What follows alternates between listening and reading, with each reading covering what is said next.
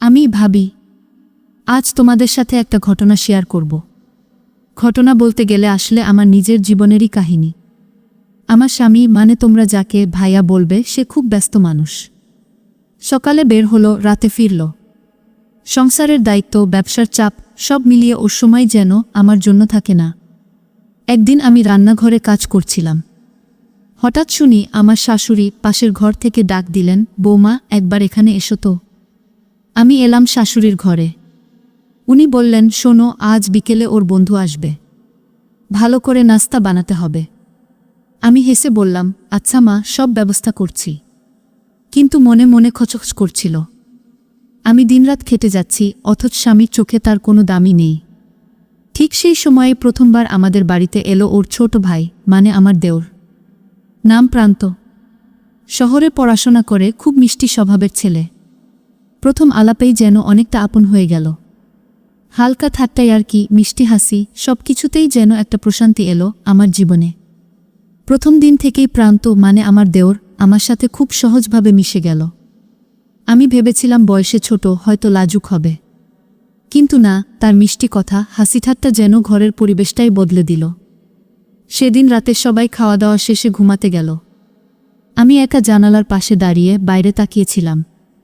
মনটা কেমন জানি খালি খালি লাগছিল। হঠাৎ পিছন থেকে প্রান্তের কণ্ঠ এলো, ভাবি ঘুমাতে গেলে না? আমি একটু চমকে তাকালাম। না রে, ঘুম আসছে না। সে হেসে বলল, তাহলে একটু গল্প করি, ঘুম চলে আসবে। তারপর আমরা দীর্ঘক্ষণ গল্প করলাম। পড়াশোনা, শহরের গল্প, আমার শখ, সব কিছু নিয়ে।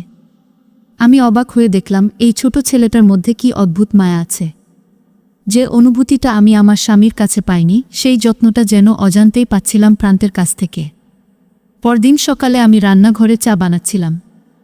হঠাৎ দেখি প্রান্ত এসে বলল, ভাবি আমি তোমাকে সাহায্য করি। আমি হেসে বললাম, তুই বস, আমি সামলে নেব। কিন্তু সে জোর করল। বলল, না ভাবি, এত কাজ একা তোমার করতে ভালো লাগে না, আমি আছি না। তার চোখের সেই আন্তরিকতা দেখে আমার বুকটা যেন হঠাৎ কেঁপে উঠল।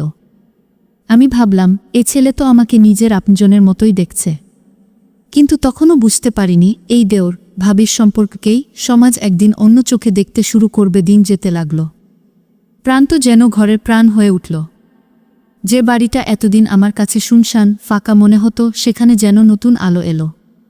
প্রতিদিন সকালে সে হাসি মুখে এসে বলতো, ভাবি আজ যা আমি বানাবো, তোমার একটু বিশ্রাম দরকার। আমি হেসে বলতাম, আরে তুমি পড়াশোনা করো, এসব আমার কাজ। কিন্তু সে জেদ করে রান্নাঘরে ঢুকে যেত। তার এই শিশুসুলভ জেদের কাছে আমি বারবার হার মানতাম। একদিন বিকেলে আমি মাথা ব্যথায় বিছানায় শুয়েছিলাম। হঠাৎ প্রান্ত এসে আস্তে করে আমার পাশে বসল, হাতে এক কাপ গরম দুধ। সে বলল, ভাবি তোমাকে আমি একা দেখতে পারি না। তুমি যদি কষ্ট পাও, আমিও কষ্ট পাই। তার সেই কথায় বুকের ভেতরটা যেন কেঁপে উঠল। আমি অনুভব করলাম এতদিন পরে কেউ আমার কষ্টটা সত্যিই বুঝতে পারছে। সেদিন রাতে আমি অনেক ভেবেছিলাম, যে যত্ন, যে ভালোবাসা আমার স্বামী কখনো আমাকে দেয়নি, সেটা আমি অজান্তেই খুঁজে পাচ্ছি আমার দেবরের কাছ থেকে। কিন্তু ঠিক সেই সময় আমার কানে এলো কিছু ফিসফাস। আত্মীয়রা, পাড়া প্রতিবেশীরা বলতে শুরু করল, বিধবা ভাবি আর দেবরের মধ্যে নাকি অদ্ভুত ঘনিষ্ঠতা হচ্ছে। কথাগুলো শুনে আমি যেন ভয় পেয়ে গেলাম। আমি কি সত্যিই ভুল পথে হাঁটছি, নাকি মানুষই সব কিছু অন্য চোখে দেখে? আমার মনটা দ্বিধায় ভরে উঠল। প্রান্ত আমাকে যে স্নেহ দিচ্ছে, সেটা কি আমি ভুলভাবে বুঝছি, নাকি সত্যিই এর পেছনে অন্য কোনো মানে আছে? পায়েলের জীবনটা তখন অনেকটাই পাল্টে গেছিল। আগের মতো অশ্রু ভেজা চোখে দিন কাটত না। দেবরের হাসি, ছোট ছোট যত্ন আর রাতের আড্ডাগুলো ওর মনটাকে নতুন রঙে রাঙিয়ে দিত।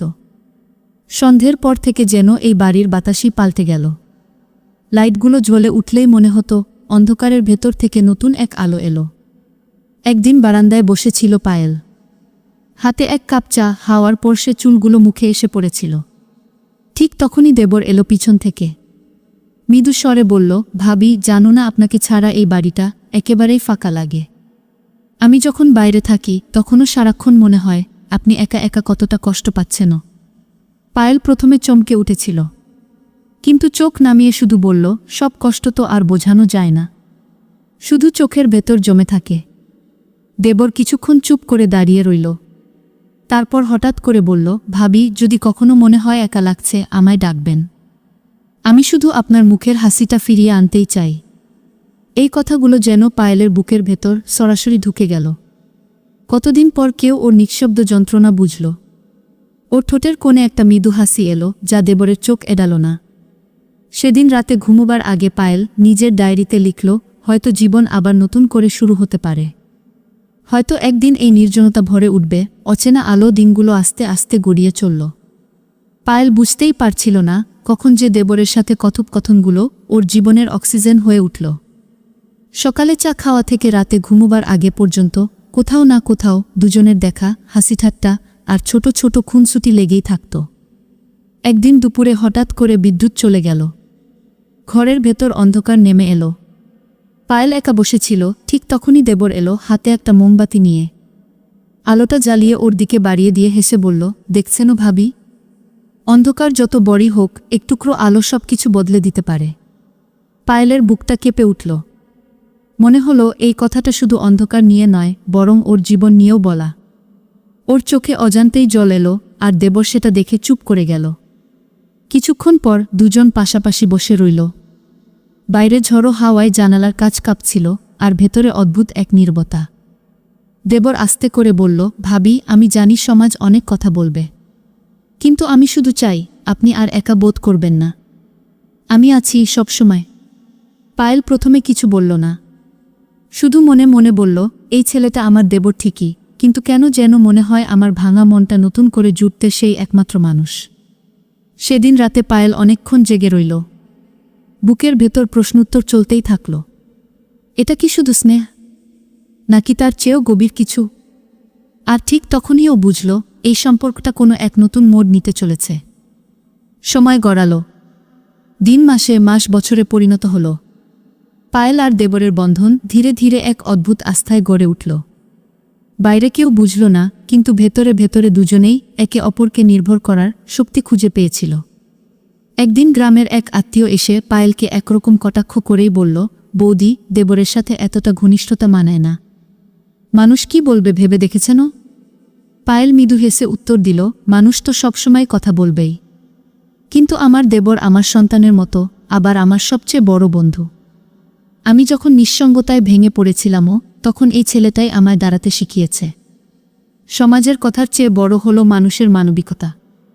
এই দৃশ্য দেখে দেবরের চোখ ভিজে এলো। সে বুঝল পায়েলের শক্তিটাই ওর আসল সম্পদ।